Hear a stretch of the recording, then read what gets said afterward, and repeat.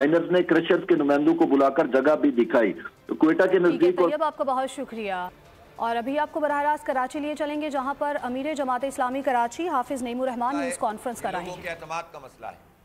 लोगों का एतमाद उस वक्त बहाल होता है जब आर्मी के जवान और रेंजर्स के जवान स्ट्रेटेजिक पोजीशन पर डिप्लॉयमेंट में होते हैं, और जब वहां पर नहीं होते और आप कहते हैं कि हम सिर्फ वो होंगे फ्रीक्वेंट मोबाइल हैं, क्विक रिस्पांस फोर्स के तौर पर मौजूद होंगे। तो ये तजर्बात हम माजी में कर चुके हैं। क्विक रिस्पांस फोर्स से कम्युनिकेशन ही नहीं करते जो लोग अमले के लोग होते हैं, और क्विक रिस्पांस फोर्स उस वक्त पहुंच भी नहीं पाती है, तो मसला ख़राब हो जाता है, ख़बरें बन जाती हैं, एतमाद तबाह हो जाता है और टर्न आउट नहीं होता, जिससे मैनेवरिंग करना आसान होता है। अगर आर्मी के जवान और रेंजर्स के जवान डिप्लॉय किए जाएंगे स्टैटिक पोजीशन पर, तो उसके नतीजे में आपसे आप बहुत से मसले रिजॉल्व होंगे। मैं हैरान हूं कि इसमें क्या प्रॉब्लम है। जवाब ये दिया जाता है कि क्योंकि फौज ने फैसला किया है कि वह ए पॉलिटिकल होगी, तो इस अमल से उसके ए पॉलिटिकल होने का कोई ताल्लुक नहीं है, बल्कि ये काम ना करना बज़ाहिर ऐसा लगेगा जैसे किसी हुकूमत को या हुकूमत की इत्तेहादी पार्टियों को सपोर्ट फराहम की जा रही है अपना काम करने के लिए। इसलिए मेरा ख्याल है कि इसको रिवाइज करना चाहिए इन इदारों को। कल मैंने आर्मी चीफ साहब को भी ख़त लिखा है, कोर कमांडर साहब को भी ख़त लिखा है, डीजी रेंजर साहब को भी ख़त लिखा है। हम अपनी जिम्मेदारी पूरी कर रहे हैं, और मैं समझता हूं कि इन इदारों को इलेक्शन कमीशन के कहने पर उसी तरह से स्टैटिक पोजीशन पे तमाम पोलिंग स्टेशन पे आना चाहिए जो हमारी ज़रूरत है। ठीक है कि आप ये कह रहे हैं कि हम मौजूद होंगे, रिस्पॉन्स देंगे, लेकिन हम तजर्बा रखते हैं बहुत पुराना इस शहर में ये ठप्पा माफिया का, और किस तरह से यरगमाल बनाकर यहाँ पर ठप्पे मारे जाते हैं। और जबकि अब पीपल्स पार्टी और MQM का एक इत्तेहाद है, और इस इत्तेहाद में सब एक दूसरे के फैसिलिटेटर हैं। जाहिर है कि ऐसे में इस शहर के लोगों का जो हक़ राय दही है उसको ख़राब नहीं होना चाहिए। पहले ही इन्होंने कन्फ्यूजन पैदा करके रखा है, 1 साल हो गया है तकरीबन, 2.25 साल से इलेक्शन नहीं करवाएं। जब इलेक्शन की तारीख आती है ये उसको मुलतवी करवाते हैं, और आज तक की तारीख में इन्होंने कन्फ्यूजन रखा हुआ है ताकि टर्नआउट ना हो। वोटर लिस्टें कंप्रोमाइज़ हैं तो उनको भी दुरुस्त नहीं किया इन जालिमों ने। हर दौर में हुकूमत में होते हैं, ये काम नहीं करते। मरदमशुमारी का मसला है, हर हुकूमत में शामिल MQM रही, बल्कि खुद मरदमशुमारी में छुरा घोंपा हमारी पीठ में इन जालिमों ने। PTI और MQM की काबीना ने हमारी गिनती आधी कर दी कानूनी तौर पर। अगर ये नहीं करते तो आज ये तो होता कि कम से कम हमारी गिनती ऑफिशियली जो है उतनी नहीं जितनी मरदमशुमारी में आई है। तो इस बजाय इसके कि कराची के लिए कुछ करें, ये उल्टा साजिशें करने में मसरूफ़ हैं। और ऐसे हालात में हम ये समझते हैं कि स्टैटिक पोजीशन पर तमाम स्टेशन पर फौज को और रेंजर्स के जवानों को होना चाहिए। आज ही मैं समझता हूं कि इलेक्शन कमीशन को इसका नोटिस लेना चाहिए, और मैं आर्मी चीफ से भी और कोर कमांडर साहब से भी और DG रेंजर्स साहब से भी कराची के आवाम की तरफ से ही मुतालबा कर रहा हूं। हमारा कोई ज़ाती हमारी गरज नहीं है। हमने तो गोलियों का सामना भी कर लिया 25-30 साल, हमने तो लाशें भी उठा ली। हमने अपने लिए क्या लिया है, किसी से खिदमत ही की है इस शहर की। अगर हम आज बात कर रहे हैं तो कराची के आवाम के तहफ़्फ़ुज़ के लिए बात कर रहे हैं। जब हम ये कहते हैं कि स्ट्रीट क्रिमिनल, कल भी एक जवान को कत्ल कर दिया गया, जब हम ये कहते हैं कि रेंजर्स को इख्तियारात इस्लामी कराची हाफिज नईमुर रहमान न्यूज कॉन्फ्रेंस कर रहे हैं। अहम खबर आपको देंगे, बल्दियाती इदारों को बाख्तियार बनाने से मुतालिक सुप्रीम कोर्ट का फैसला। जमात इस्लामी के हाफिज नईम और MQM की दरखास्तों की समाअत। सूबाई हुकूमत ने सिंध हाई कोर्ट में तहरीरी जवाब जमा करा दिया। इसी पर बात कर लेते हैं, अपने नुमाइंदे शाहिद हुसैन हमारे साथ मौजूद है। शाहिद, बताइएगा। ये जमात इस्लामी के हाफिज नईमुर रहमान और MQM की तरफ से दरखास्त दायर की गई थी, जो कि सुप्रीम कोर्ट ने हुक्मनामा जारी किया था।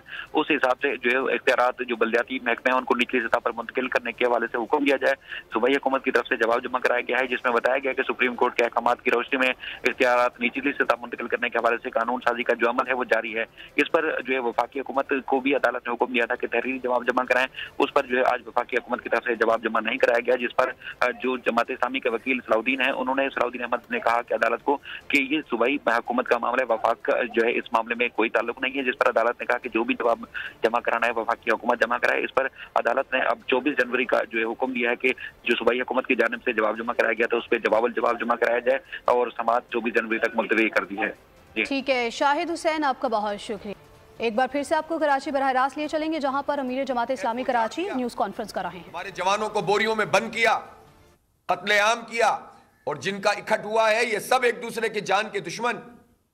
पहले दूसरी पार्टियों से और कौमों से लड़ाया, फिर उसके बाद महाजर नौजवानों का खुद कत्लेआम आपस में हकीकी मजाजी आड़ी टेढ़ी पार्टियां बना के किया। खंदकें खोद खोद कर फायरिंग करते थे, इलाके के इलाके यरगमाल बने हुए थे। आज वही धमकी तुम दे रहे हो ताकि शहर फिर बर्बादी की तरफ चला जाए।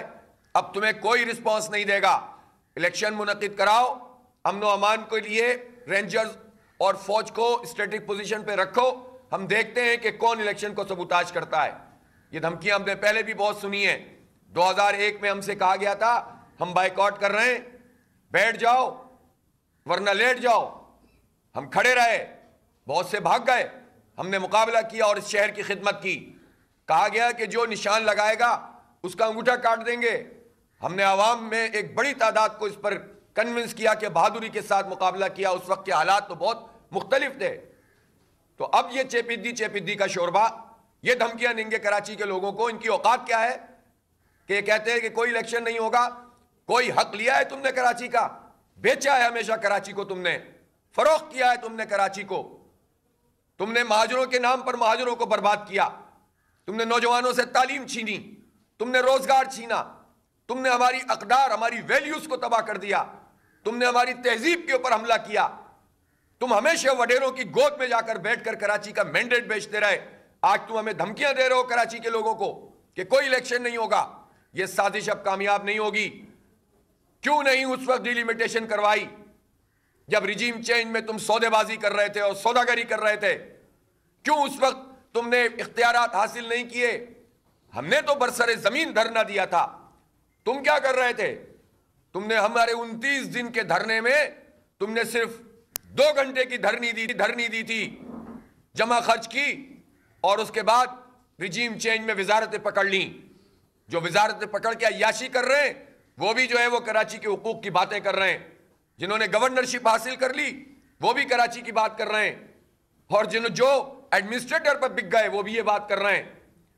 किसी ने जो है कोई एक कमेटी, किसी ने सिंध पब्लिक सर्विस कमीशन में अपने बंदे लगवा दिए, और सिर्फ इस कीमत पर कराची को बेच रहे हो तुम। भाई तुम बात करते हो कि हम नहीं होंगे तो इलेक्शन नहीं होगा।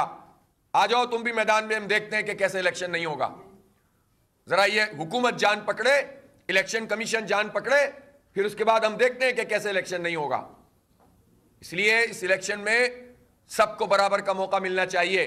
और एक साहब तो वो हैं जो साजिशों के जरिए, चोर दरबारे के जरिए एडमिनिस्ट्रेटर बनने के ख्वाब देख रहे हैं। ओ भाई मैदान में आओ, अवाम को फेस करो। हारते हो तो हारो, जीतते हो तो जीतो। अवाम तुम्हारे बारे में फैसला करेंगे किसने क्या काम किया है। सारी साजिशों में पहले भी 3 महीने पहले यही चक्कर चल रहा था कि एक पार्टी को यह कहा जा रहा था कि तुम्हारे सरबराह को तुम मिल जाओ तो एडमिनिस्ट्रेटर बना देंगे, 2 साल के लिए छुट्टी कर देंगे। ओ भाई चोर दरवाजों से क्यों आते हो? मैदान में आओ ताकि पता चल जाएगा तुम्हारा कच्चा चट्टा। और ये जो तहफ्फुज़ फराहम किया गया इतने अरसे में, कुछ मुजरिमों को वॉशिंग मशीनों से गुजार कर धोने की कोशिश की गई, इस पर इदारों को देखना चाहिए कि वो पाकिस्तान के साथ और अवाम के साथ क्या सलूक कर रहे हैं। और फिर इन लोगों को इकट्ठा करके, ताकत फराहम करके इस शहर को मजीद बर्बाद करने का सोच रहे हैं। ये अब नहीं चलेगा। अगर इदारों में शामिल कुछ लोग ये काम करना चाहते हैं तो बहैसियत इदारा उनका ये फर्ज बनता है कि ऐसे लोगों को रोकें। और इस किस्म के जो इकट्ठ हो रहे हैं, जो दोबारा से कराची को उसी तरफ लेकर जाएंगे जिस तरफ ये पहले बड़ी अजियत से निकले। अगर ऑपरेशंस यहां पर हुए हैं तो इन ऑपरेशनों की कीमत अवाम ने अदा की है। अमीर जमात इस्लामी कराची हाफिज नईमुर रहमान की न्यूज़ कॉन्फ्रेंस जारी है। उनकी जानिब से कहा गया है कि मुहाजिरों के नाम पर मुहाजिरों को तबाह किया गया, कराची को तबाह बर्बाद कर दिया गया। रजीम चेंज में सौदाबाजी करते हुए क्यों इख्तियारात हासिल नहीं किए? कराची से अहम खबर शामिल करेंगे। नाजिम जोखियों कत्ल केस की समाअत में अहम पेशरफ सामने आई है। अदालत ने मुल्जिमान की मकतूल के वरसा से सुलह की दरखास्त पर फैसला सुना दिया है। MPA जाम अवैस समेत 3 मुल्जिमान की सुलहनामे की दरखास्त मंजूर